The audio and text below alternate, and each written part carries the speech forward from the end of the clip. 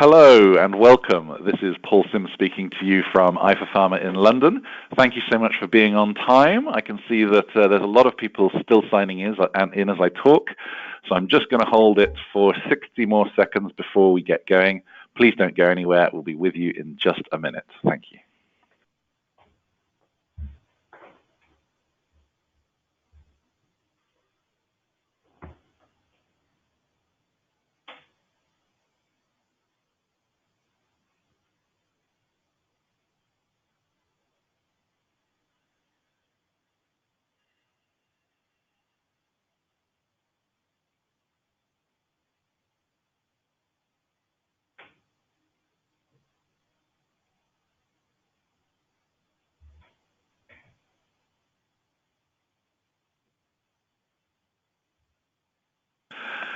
Hello again. This is Paul Sims speaking to you from eyeforpharma in London.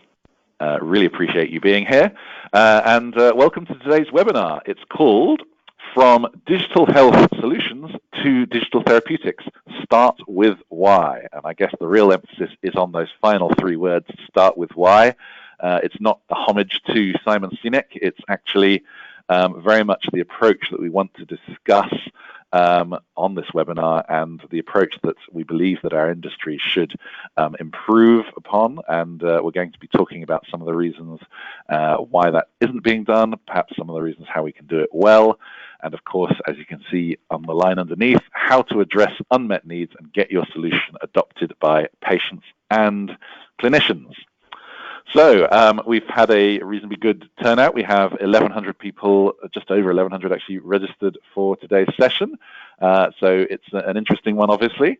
I suppose our rationale for choosing this topic is because, you know, there's a lot of healthcare apps, for example, 300,000, I believe, that are not being used.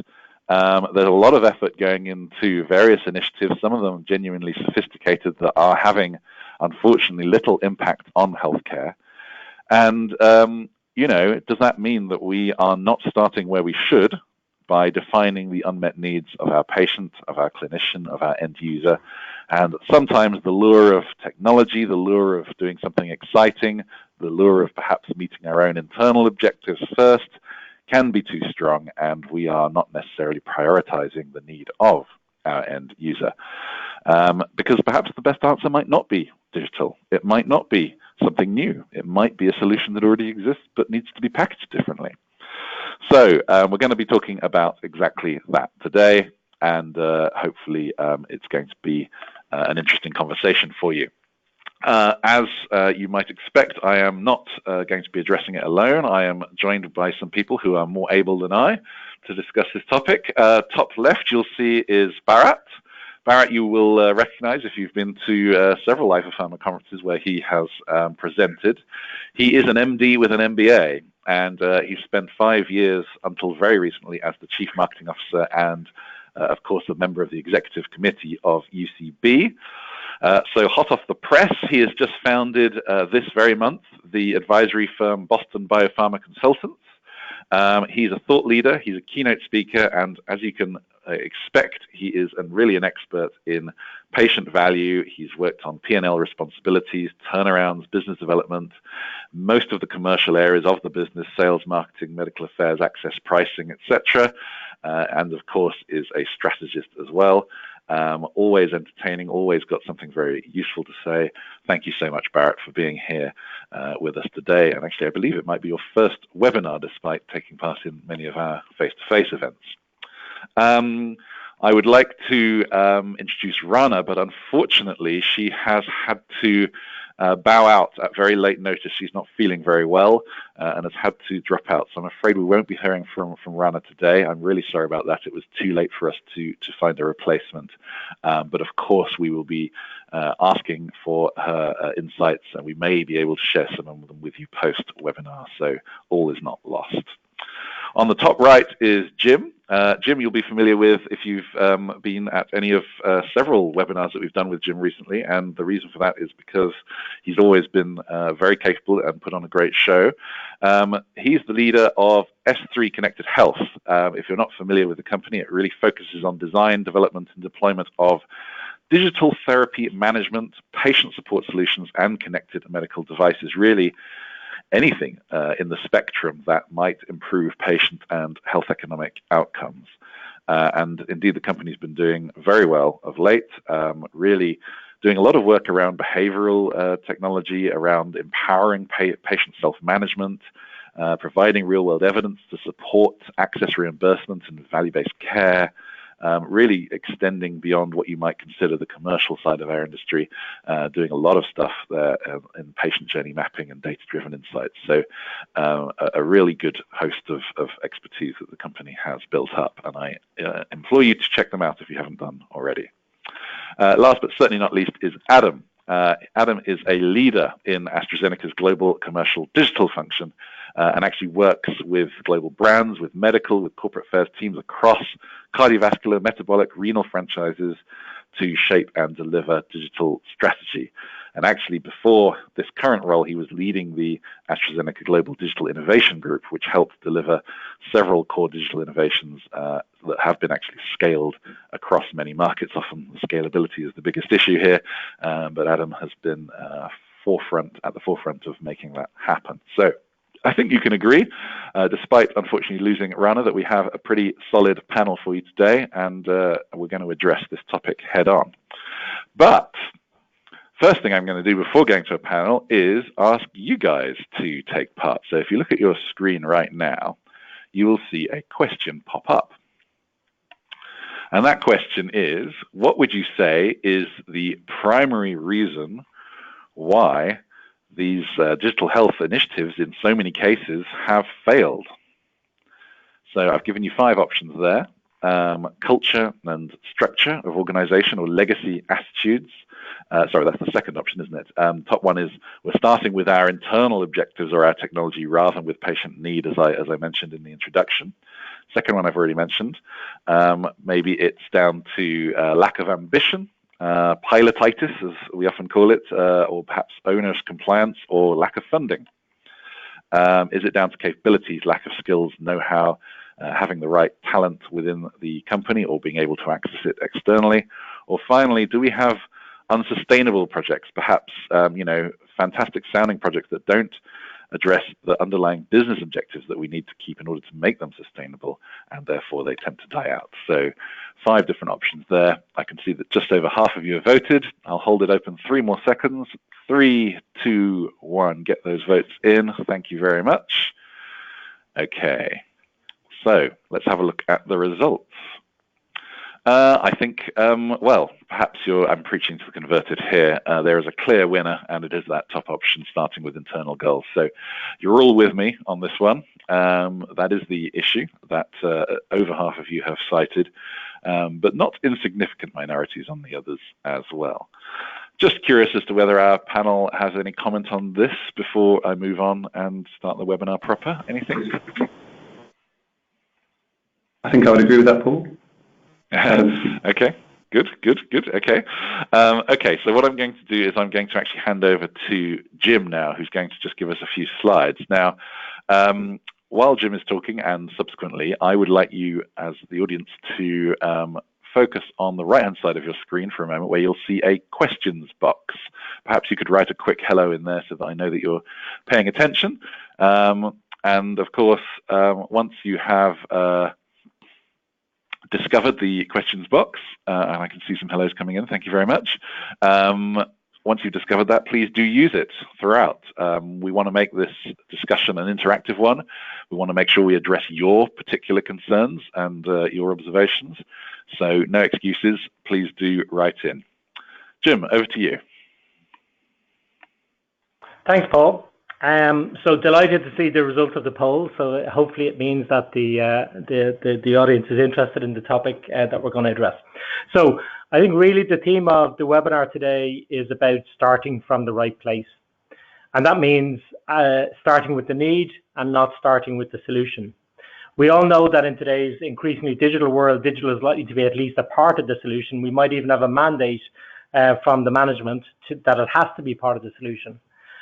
But thinking first about the solution and getting excited about the technology, be it Alexa or chatbots or smartwatches, is essentially a path to failure in our experience. It's also not just thinking about the patient needs. It's about thinking about all the stakeholders who can cause the solution to succeed or fail in the market.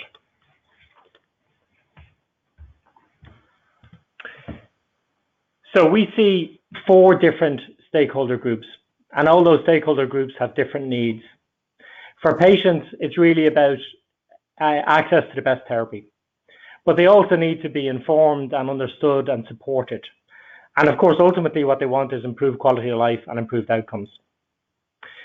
But HCPs also have needs, and sometimes their needs are a bit different and a bit conflicting. Of course, they want better tools to support their patients, but unless solutions fit efficiently with their care practice, where they're typically operating in a time-poor environment, then they won't actually be adopted or accepted by clinicians. And clinicians also are looking, they're concerned about these new technologies. Often they're a little bit change averse, and they're looking for clarity of impact both on the care pathway and impact on their responsibilities. From a payer perspective, they need evidence of value, and they want to see that clinicians and patients are interested and are adopting the solution. But they're also looking for clarity of ROI, and they want to see the health economic case. And then if we go around to the sponsor of the service, Pharma in this case, they also have needs. They need evidence of patient adoption and clinician adoption and impact, yes, but most importantly, they also need alignment of the solution with the core strategy, and they need to see that the business model around it is sustainable and scalable. And the key really that we found in terms of creating these solutions is in finding the overlap. So finding sufficient value for all stakeholders. And it's then about focusing on delivering the core adoptable solution, which I'll come back to later, and then iterating around that and building incremental value. So how do we go about uncovering these unmet needs? So understanding the true experience of patients with sometimes very severe chronic illnesses, it requires in-depth engagement and looking at it from multiple different perspectives.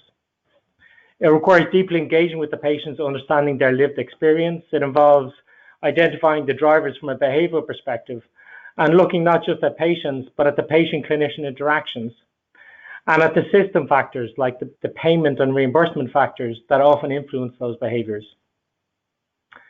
It then involves creating a multi-stakeholder map that shows the behavioral and system enablers and barriers. And then it involves looking and prioritizing which unmet needs that you're going to address. And that piece of prioritization, looking at which specific unmet needs you're going to address, does require insight.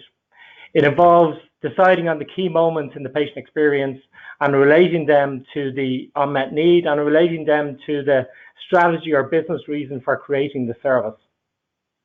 It involves understanding the behavioral and psychological factors that influence human behavior, because when it comes to adherence, when it comes to lifestyle and behavioral issues, really we're talking about influencing human behavior, which is a complex thing.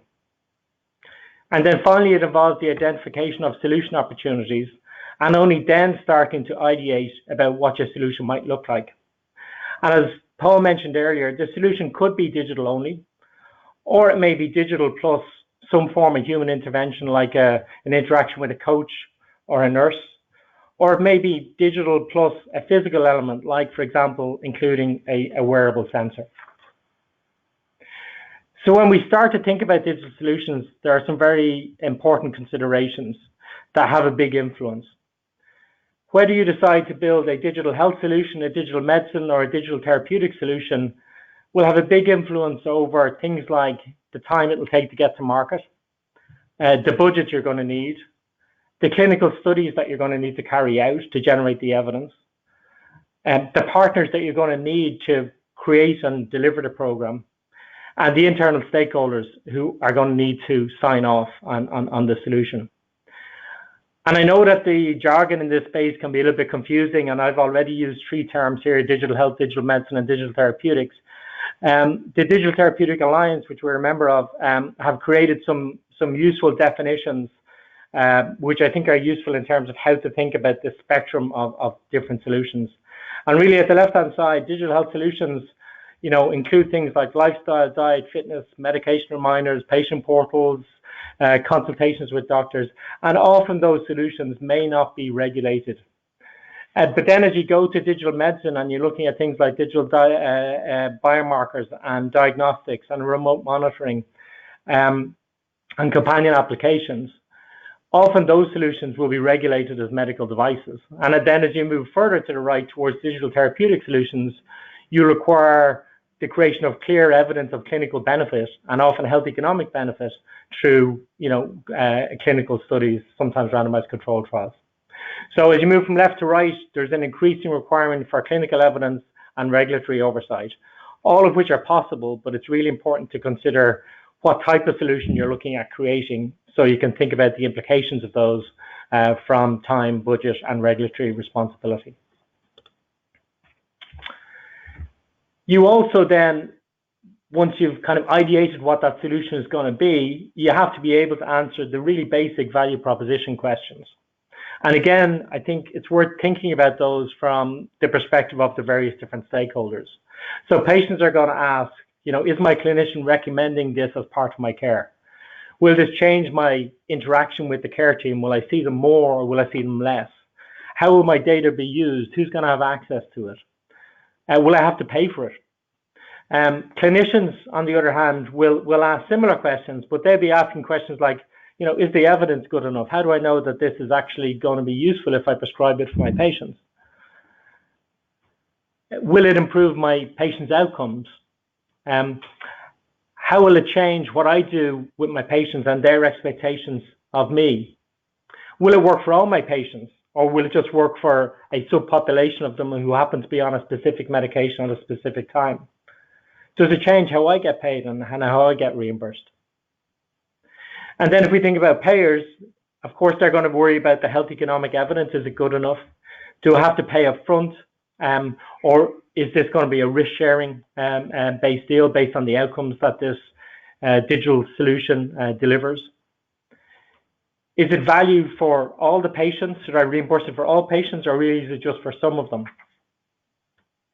And then again, for the pharma organization, again, does the solution align with my core strategy? Can I articulate that to senior management? Can I articulate it to all the stakeholders inside my organization who may well be asking, why are we doing this? Do I know exactly who those stakeholders are? What are the risks around this? What are the regulatory risks? What are the reputational risks if it doesn't go right? And when will it become financially self-sustaining, if it needs to be? So these are all the questions, the value proposition questions, I think, that need to be answered before you then jump into starting to create a solution. And having done all that, then the question is, where do you start? And again, based on our experience, I'd say it's a mistake to try to boil the ocean. Why? Because you've just analyzed the needs and you've created a solution concept. And you may have engaged with clinical advisory boards, you may have engaged with patient advisory boards, you may have had direct interaction with KOLs, you may have had direct interaction with patients. But you really don't know whether you've addressed those needs adequately until it's used in a real world context. Because the real world context is always messier than a patient advisory board or a clinical advisory board. The real world operates in a context of a health system which is change averse, and where it's not always that clear exactly what is going to really get traction and be used and valued. And if digital companies have taught us anything over the last number of years, it is that you need to engage with your customers as early as feasible and iterate as effectively as possible. But we all know also that in the health world, there's a complication to that, and that needs to be done within a strict regulatory framework in which we all operate. So finally, just to try and make this a bit tangible, I'd like to describe an example of a program that we're involved in and have been creating for the last couple of years. So we created a program with a pharma sponsor around the rare disease, where this was a first new therapy in that disease area, where there'd previously been none. And we went through the process that I described in the last few slides, mapping out the true experience of the condition from the patient perspective, understanding the clinician challenges, and trying to identify those unmet needs. And we asked ourselves, so what's really the core need in this case? And what's the first thing that we should do? And what we came to was that the core adoptable solution was really around being able to give patients and clinicians tools to understand the progress of the condition and to share that as they needed with other members of the care team or maybe with family members. And this involved, as a first step, digitizing a set of clinically validated assessments related to this condition, and then visualizing those clinical assessments and making them available to the care teams. So what did that do from the stakeholders if we use the analysis that we've been talking about? So for patients, it enabled them to better understand their disease progression and how the therapy that they were on was impacting that. For clinicians, it enabled them to visualize the progress for individuals, but also to be able to compare individuals that were similar and compare the progress and see if it really was working the same for all patients that looked similar or were in similar categories. And for payers, it provides comprehensive and consistent real-world data around disease progression and treatment efficacy. And then from the pharma sponsor's perspective, it provides a standardized way of collecting data in the same way across clinics, across countries. So in an anonymized way, they can get a sense of what's happening in different regions and with different clinicians who are managing these conditions. So with that, I'll hand back to Paul and the panel for some discussion. Thanks so much, Jim. I really appreciate that. I've got a question, actually. You said, and very sensibly, I think, try not to boil the ocean. But we know that maybe I'm thinking of clinical trials where this is particularly acute, but scalability is often such a big problem. So do you advise actually having worked out how indeed solutions can be scaled up, even if your initial budget and initial intention is just to run a much smaller initiative? Yeah, it's a great point, Paul. I think I think often it's wise to start in one or two markets, but you absolutely need to design these solutions for scale. We all know that different health systems around the world have various different things, and different people around the world have various differences that need to be taken into account. Not just things like language and culture, but things like clinical care practice in different countries, reimbursement structures in different countries. So in terms of thinking about a solution, you obviously need to decide on which countries you're going to try to prove that solution in and just check whether it has the right traction, is providing the right value. But you need to decide up front what's going to be customizable and configurable about that solution. How is it going to be positioned in different markets? How is it going to be, what's the channel to market in those different markets? And you need to build enough configurability in so that you can scale that to those different countries. And that's absolutely critical, I think, because otherwise you are left in the situation of pilotitis where you've done something, you've maybe proved it in one country, and then when you're asked to scale it, you kind of say, actually, we need to start again. And that's not a good position to be in. Mm-hmm. Okay, well, we've got a few audience questions as well, which I think we should address at this point before we carry on.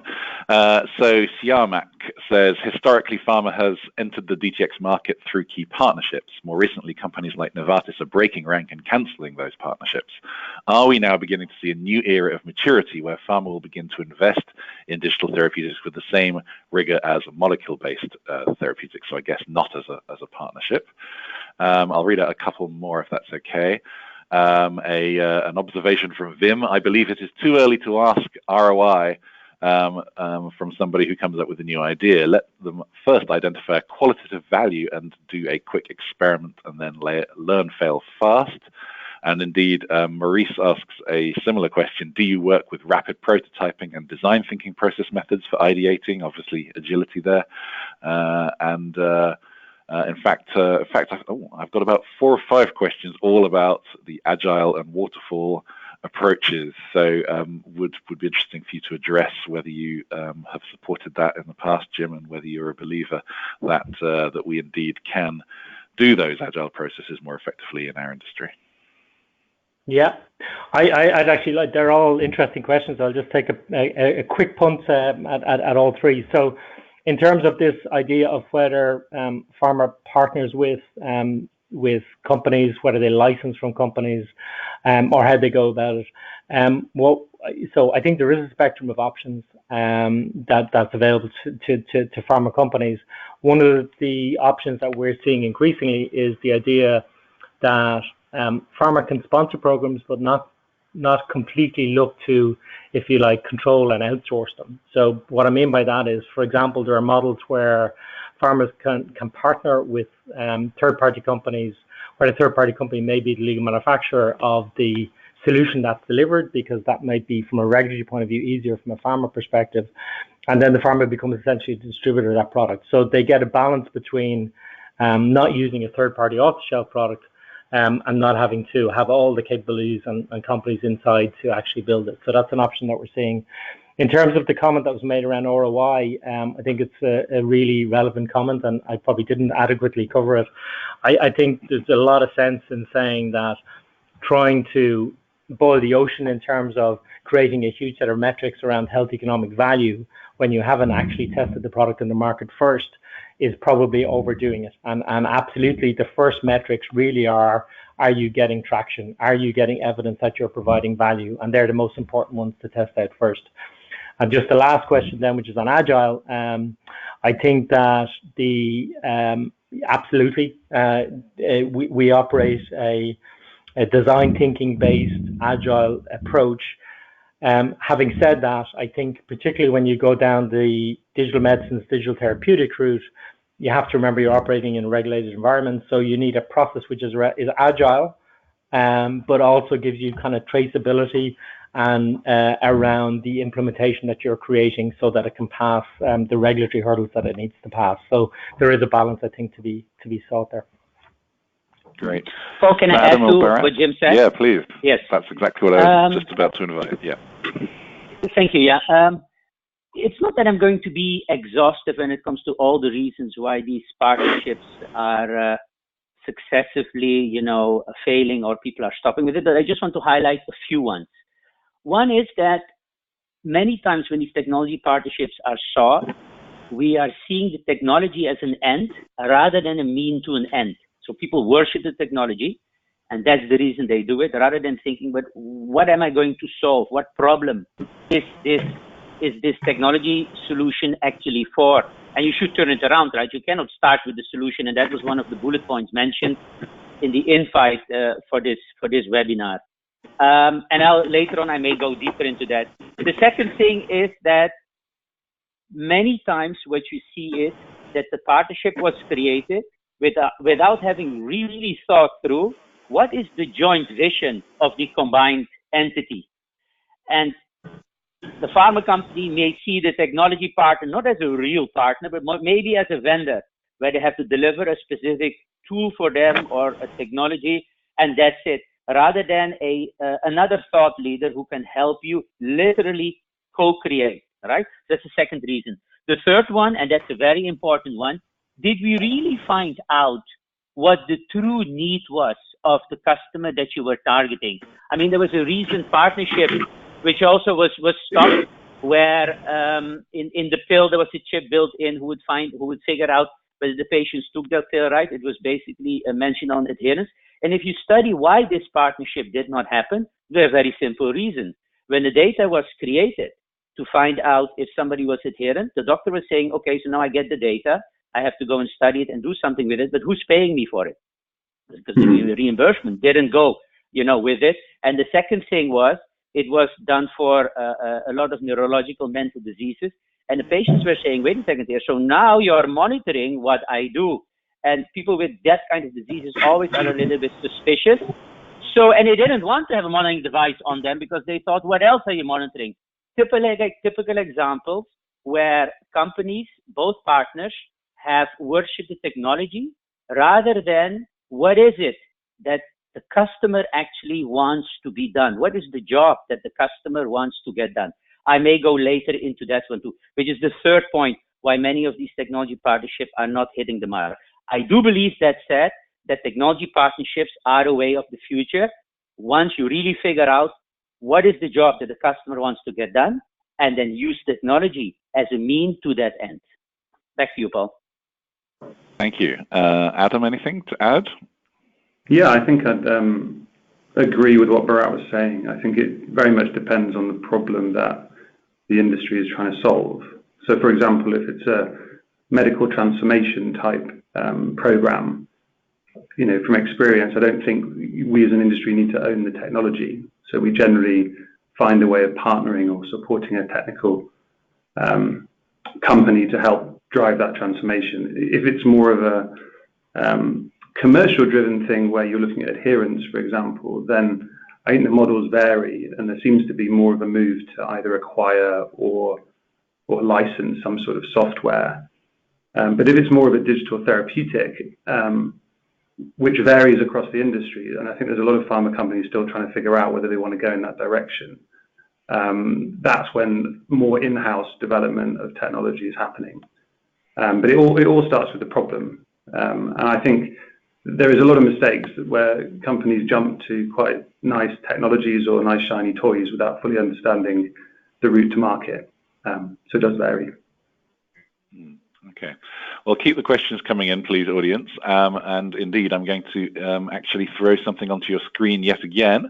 So if you have a look now, for existing initiatives your company has built, what would make them better?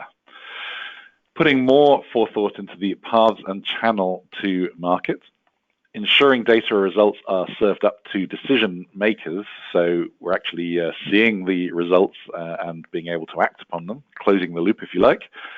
Performing further iterations of initiatives so that they improve. That's obviously a glance there to the talk of agility and design thinking. Working with more external partners to deliver the programs. That's obviously echoing what Bharat has cautioned on and Adam's just emphasized. Or is it none of the above? Have I missed out something in my list that is actually more important? And I realize we're generalizing here, but if you choose, by the way, none of the above, and I can see a few of you have, then please do write into the questions box and maybe tell me what the alternative that you would see there actually is, and I will read that out. Just while you're voting, I can see half of you have voted so far. A lot of people are saying, I agree with Bharat and crucially creating an agile culture to handle the unique regulation of UK pharma. That's from David Riley. Vim, who asked an earlier question about it's too early to get ROI from somebody who comes up with a new idea, says, I disagree. Asking too much early on is the best way to kill good ideas and motivation. So interested to see any comment there. Okay, I'm getting a few people writing in now with the suggestions. I'm going to close the poll. Thank you for those who've answered. I've got almost all of you voted, so that's great. Let's have a look at the results. Okay, this one's a bit more even. We've got really a winner with nearly 30% on ensuring data and results are served up to decision makers. I actually wasn't expecting that one to win, so that's a slight surprise to me. But also strongly following putting more forethought and performing further iterations. Less people down on working with more external partners. For the 10% who chose none of the above, I've got a few people writing in about policy and regulatory change. I've got improving ease of use across the various conditions so that providers have fewer apps to learn and use. And I would see that promote the initiative is somehow missing internally or externally. Perhaps that was an obvious one I should have included. So yeah, any comment there from our panel? Hi, it's Adam. Yeah, I tend to agree with the answers. I mean, I think there's you could probably agree with all of them. For me, I think where we sometimes fail is definitely the route to market, and very much the data, the top two really. And the reason why things fail are not necessarily to do with design or technology. It's to do with process and people. So without having the right data to prove to the payer or the system that the tool works, then you will fail. And if you don't have a good understanding of the ecosystem you're putting the tool into, which I think is one of the largest issues we have, that's where you have the pilotitis. You prove some good things, you publish a nice paper, and then you struggle to execute. So yeah, I kind of agree with the top two. Yeah, I mean, just from my perspective, certainly the first one there, which is around more forethought required into kind of the paths and channel to market. I mean, I think we all recognize that a pharma sales force and a team of that's used to engaging with clinicians are not necessarily the same team. They're going to be best placed to promote, market, support, train, and help get to market a digital health solution that may be built around the drug. I've got a bit of an echo suddenly from someone. I'm not sure why. If any of you have changed anything. Oh, there we go. That's been silenced. I think someone's muted themselves. I'm sorry about that. Not sure what the issue was there.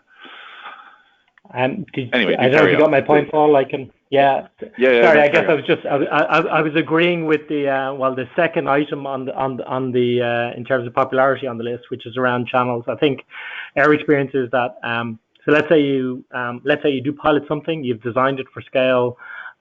You put a lot of attention into that first market in terms of support for engaging with patients and clinicians, and you're really convinced that this is something we should scale out across multiple countries and geographies. The challenge then is how is that actually going to happen? What's the path to market? Who's going to engage with clinicians? Who's going to tell them about it? And typically that isn't necessarily the traditional clinician-facing sales marketing resource that pharma companies have. So something new needs to be created in that, and there needs to be a recognition that that's going to require specific effort to be successful. And certainly we've seen a number of programs stall because probably not enough planning has been put into that. Okay. So Paul, can I? Yeah, go for it. I actually want to say something controversial in that I'm surprised by looking at this result. I would have expected actually the last one to score more, because when I have conversations. So let's go back. The question was about these kinds of initiatives, right? And with this initiative, I talk about medical devices, apps, all a part of all the things which many companies consider digital. When you ask people why do these initiatives actually fail, which is a different slant on the question, the number one reason that you hear people speaking about, and the number one reason that consultants are always mentioning, is a shortcoming in organizational culture, which should actually be in the last part, right? Because I don't think it is any of the above, because a lot of people will say, we have digital product, we have all these apps, all these tools, we have services around it, but the impact that you see in the market on creating value for patients, you don't see that. And what I always will say is, right, you should not do digital, or you shouldn't do these digital initiatives. You should actually be digital. And this is about organizational culture. Many times what you see is that when in a company, decision-making for these kinds of initiatives is slow, or certain parts of the organization want it, others not, things don't get to happen. The second thing is the objective of one division of doing it may be completely different than the decision makers have in mind. Things don't happen too. Another thing what I see is the definition of the customer in that culture is scattered. Division A has a definition which is, yellow, and the other one has a definition which is blue. What you then do is you get sluggish responses, underinvestment in opportunities, and when you don't make the right investment, or you are too slow to make it, by the time you put the solution on the market, it's too late because the problem has disappeared. So I actually would say that to this question, if you really want to improve these kinds of initiatives, go back and look at the shortcomings in organizational culture, because this is what research after research shows as being the biggest barrier. Back to you. Thank you. Thank you, Barrett. I am going to play devil's advocate here for a second. So bear with me, and I hope you realize I'm doing this just to help us learn and get further from where we are now. Would it be unreasonable to suggest that when we talk about culture, we are talking about, amongst many things, of course, but also our level of internal expertise, capability, and our go-getter attitude towards actually pursuing those opportunities? We're not talking about what we talked about as the premise of this webinar, which is our ability to understand the patient. And let me just, add on to that when I look at the world of large technology companies, they're all what I would call Web 2.0 companies today. And I'm sure we all understand that a Web 2.0 company is probably a business model. They operate a business model that could not exist offline, as opposed to Web 1.0, which was really the digitization of existing processes. And I would say actually pharma is still on Web 1.0. We are still digitizing existing processes as opposed to having come up with a new business model that is online only and could only be online. So when we talk about digital culture, when we talk about the need to improve the capabilities and of our internal staff, we are talking presumably about being in tune with providing digital solutions. In other words, we're talking about the technology first, not about the customer first. So I just see a parallel here, a paradox here. I think that perhaps technology first can have its own merit because, you can't imagine Facebook offline. You can't imagine Uber offline. None of these ideas would ever have been created in an offline environment. So sometimes technology first is a way of thinking, and that's what's going to actually help you come up with something more innovative. And always starting from our customer or patient mindset might only allow a more incremental solution that might work, but a more incremental solution that might not change the paradigm that we're looking for in a more innovative company. So am I completely wrong, or do I have a point? So I can give you my opinion.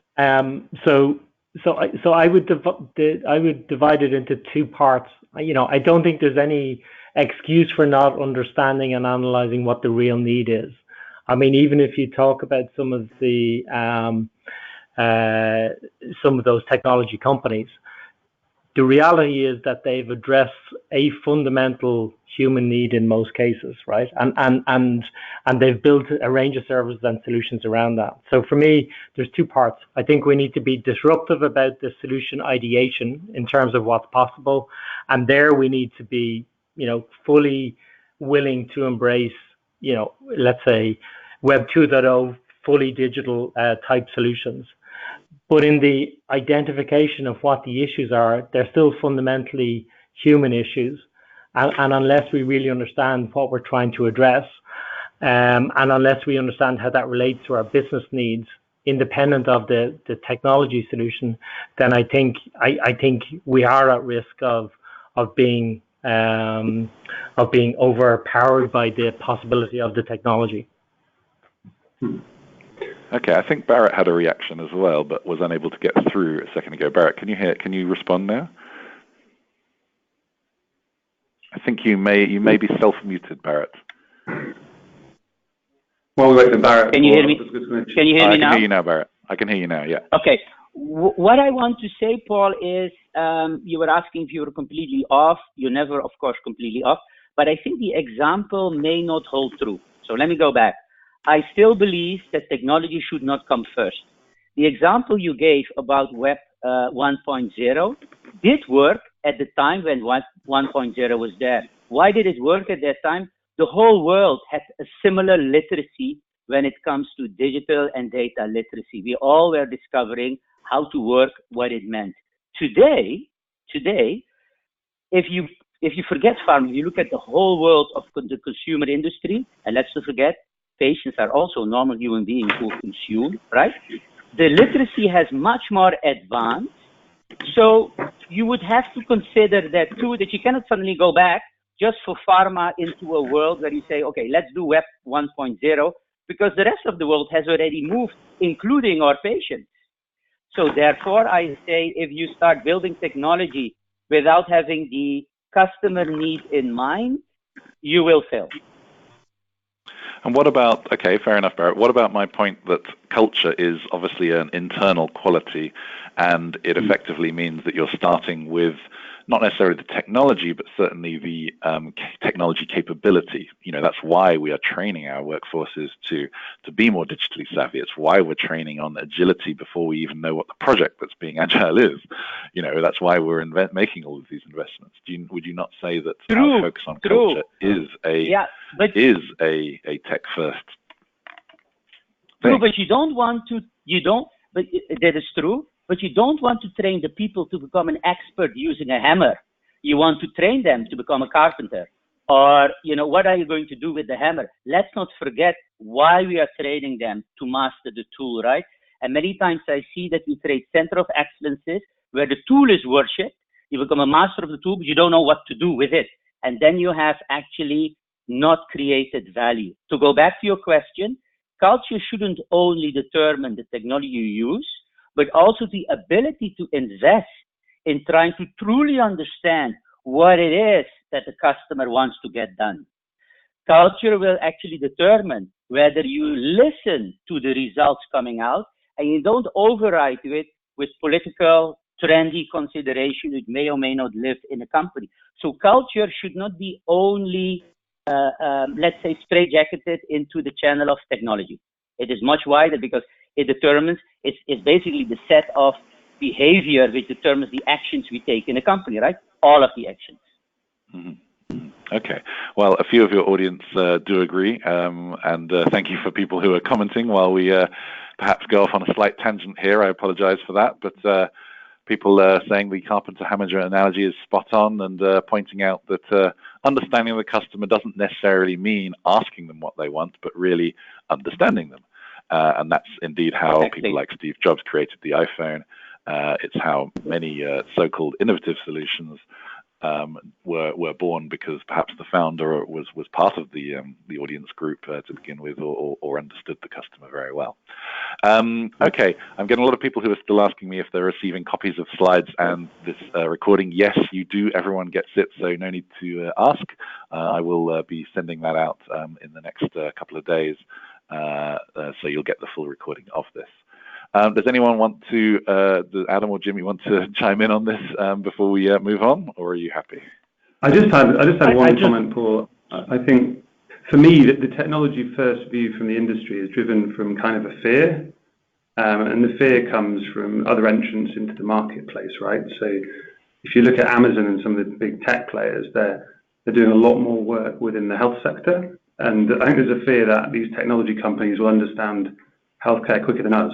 So there's a real drive to, understand the space better, whereas perhaps, 10 years ago, there wasn't as much of a drive. You see companies like Amazon, entering into the pharmacy market, and that creates a fear. You hear about stories of Google accessing health records, and it creates a fear.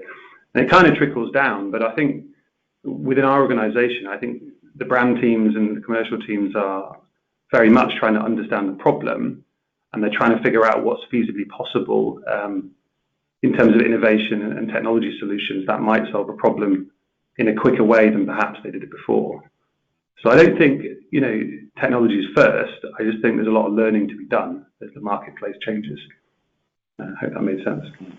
Yeah, it does. Jim, you had something, I think? I was going to. There was a comment earlier around ROI planning. Was a question, and there was a comment back from one of the listeners. I just wanted to address it a little bit. So I guess I think I misarticulated it. So let me just try again. So I think it's absolutely important to build an ROI case around what you're trying to do, and that should be subject to lots of rigor. But I think when you're introducing something to the market first, I think the first things you're going to look for are not proof that the ROI model works, because you're not really going to get it, until probably it's delivered at a certain degree of scale. So I think what you're looking to do is create some proof of traction and value, that can then later feed into a broader analysis of the ROI case. So I just wanted to get back to one of the listeners on that. Thank you, Jim. That's good. Let us move on to another audience question so that we can move the conversation forward. If you look at your screen, who is typically the primary driver behind the creation of new patient-oriented solutions, or indeed health-oriented solutions, not necessarily patient ones, in your company? So we're going to be talking, obviously, a little bit more about how we make stuff happen internally. Is it the commercial team? Is it medical affairs? Is it a digital or innovation team of some kind? Is it access or perhaps data RWE teams now in the driving field? And obviously, sometimes those overlap with other teams. Or is it a patient engagement, an advocacy team, or some team that's actually focused specifically on patient engagement? I can see that only about a third of you have voted. So come on now, let's get those votes in, and then I can reveal the results.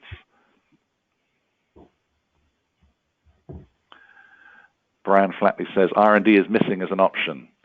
Well, I suppose that's the point, but I'm not aware of too many R&D departments focusing on more solutions beyond the pill. Perhaps I'm wrong there. Okay, we've got just over half of you voted. I'll hold it open 3 more seconds. 3, 2, 1. Okay, most of you there. Thank you very much. Here we go. Okay, 40% commercial team, only 4% medical affairs. Interesting because, of course, medical affairs believe themselves, and increasingly the company believes, that the medical affairs should drive patient-centricity, certainly, but generally more authentic communication and opportunities there from the medical field. A digital innovation team, a third of you, so obviously that will overlap a lot with the commercial team as well. Market access only 6%, and patient engagement nearly 20%. Interesting. I nearly didn't include that bottom option, but nearly got a fifth of you responding there. Okay, so Adam, I would love to just hear a bit more from you about the work at AstraZeneca and how you have, what are the lessons you've learnt? Perhaps if you can speak to some of the failures as well as the successes that you had along the way in terms of actually being able to organize these things internally, and whether cross-functional teams are actually necessary to get these things up and running. No, thanks, Paul. I think, just to start with, I think in the perfect world, if you think about what we're trying to affect in terms of the problem, and a lot of time it's clinical transformation. So how do we target patients quicker who might be at risk of disease or risk of complications, and how do we move care from a sort of reactive care model to a proactive care model? If you think of it like that, then digital health as a function should, in the perfect world, sit in medical or sit in market access if it's a data thing. But the reality of it is that those roles and positions in the organisation haven't evolved quickly enough to adopt some of those teams. So typically what happens is you then have a centre of excellence, like Bharat talked about. And within AstraZeneca, we do have a global digital innovation group that sits under commercial, but the majority of the work we do is with medical and real-world evidence teams. Because a lot of what we're doing is affecting clinical pathway, leveraging different data sets, and that all kind of ladders itself up to those groups. I think someone also asked a question about R&D. So within AstraZeneca, we also have an R&D digital team. In some organizations, you have one chief digital officer that covers the spectrum, which is quite challenging. I think ultimately that's also probably the perfect world if you're mature enough. But from a digital perspective in R&D, the problems they're solving can sometimes be different. So how do you engage a patient effectively on a clinical trial? How do you use data to find more patients appropriate for a clinical trial? Can you remotely monitor patients more effectively on clinical trials? But there's also a trend within our organization to figure out whether it's worth developing products or running partnerships within a randomized clinical trial setting alongside a medicine. So create an extra arm to the study. So you actually launch a drug and a device at the same time. And I think that's something that we're exploring as well. But to your point at the beginning, the learning for us is you need to have a specialist team to understand all the principles we talked about before, about design, about agility, and having the ability to focus energy and effort onto these types of development programs. Because if they sit within a brand team, you really don't have the bandwidth to spend enough time to understand how to exactly build the right solution, partner with the right company, but then more importantly, execute. And the learning I've had around digital health specifically is, 7 years ago, we were really good at building apps, and everyone built an app.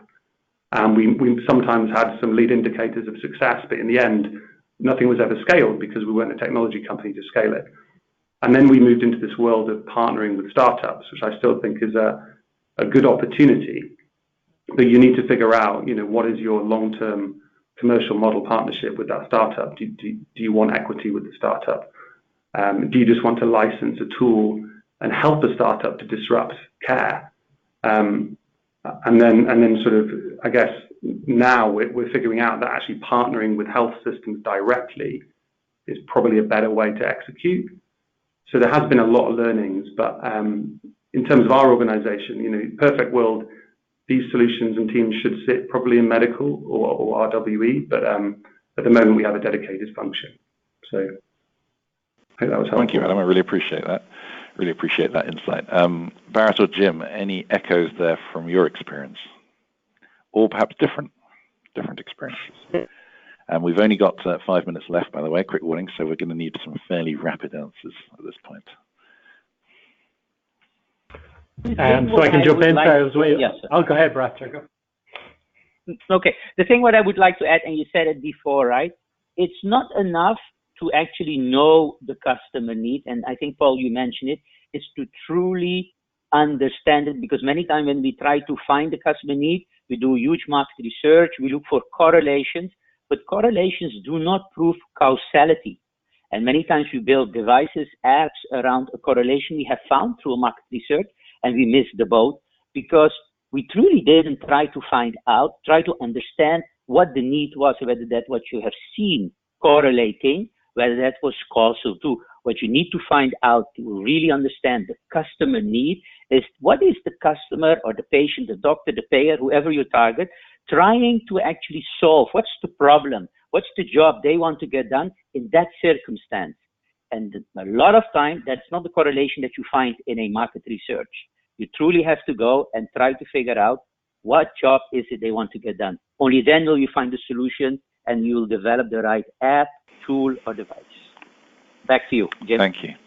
Thank you. Just while Jim is answering, I'm going to put another question up in the background, which you can hopefully answer. I'd just like to get one more response while we're all here. So, Jim, back to you. Yeah, a quick comment on the last poll. I guess I was also surprised, Paul, that the medical affairs-led programs were a little bit low. Certainly what we're finding is in rare disease areas where there is an interest in tracking and understanding and using digital technologies to track disease progression, that is something we're seeing quite a lot of. So just a surprise comment. I'm surprised that the percentage of medical affairs-led programs is as low as was indicated in the poll. I shall have to have a look and see how many people from medical affairs are actually on this webinar. Perhaps there's a bias in the audience naturally. Of course, I think everybody wants to be in the driving seat on these initiatives, don't they? Jim, anything in terms of what Adam said, any reflections there, or perhaps you could close out, because we're running out of time now, with a top tip perhaps for a next step in terms of actually making this stuff happen, maybe your sort of one key lesson that you see companies getting wrong that you'd love to reverse if you could wave a magic wand. Easy question at the end, huh? Yeah, I know, exactly. You've got 60 seconds. Yeah, well, my short answer is that unfortunately it is complex. I think engaging around the internal stakeholder engagement and organizational alignment, because in reality, as Adam mentioned, I think in truth, there's lots of different groups inside the organization typically have a say in whether the thing goes ahead, whether it shouldn't go ahead, what they potentially are interested from it, whether that be commercial, whether it be medical affairs, whether it be access. And I think having a plan for internal stakeholder engagement and keeping everyone on board and reiterating again and again the message and making sure there's a senior sponsor for the program and that you have that continued support is a kind of key survival tip that I would say is crucial, and not doing it has killed a number of programs that we've been involved in. Excellent. Okay, so I'm just going to close the poll that's been running in the background because I think the results are quite interesting. Actually, nearly half of people saying prioritize improving patient outcomes above all else in the response to this question, but still 25% 14% saying optics, differentiation from competitors. Actually, even though it's the lowest, I actually think it's quite an interesting result that it is so high, actually. Okay, so I'm afraid we're out of time. I obviously want to say a huge thank you to our panelists today. Once again, I'm very, very sorry that Rana couldn't make it, but huge thanks to Adam, to Bharat, to Jim.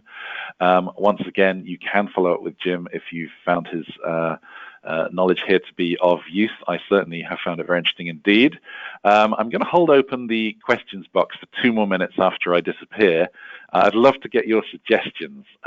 Any ideas for what we should cover next time? Any comments on what you heard this time? Any expressions of thank you, of undying love and forever wishes? All is accepted gratefully. So yeah, and anything that you can express would be great. I'd like to also mention that Jim and Adam are speaking at the event that you can see in front of you, which is Barcelona. Indeed, there's a few faces that you might recognize up on your screen right now, so please do look at that if you are... Oh, sorry, I've just realized you can't actually see it. There you go. Now you can see it. And a few faces there that you could hopefully come along to. Please do. It'd be great to see you in person. Of course, we don't ignore North America either. We have our Philadelphia event coming soon after that, and again, some familiar faces you might recognize. So hopefully I will see some of you face to face. Thank you for the messages that are coming in, and would be really interested to follow up with quite a few of you. Once again, huge thanks to our panelists, in particular to S3 for being a great partner in creating this webinar and making sure that it went well.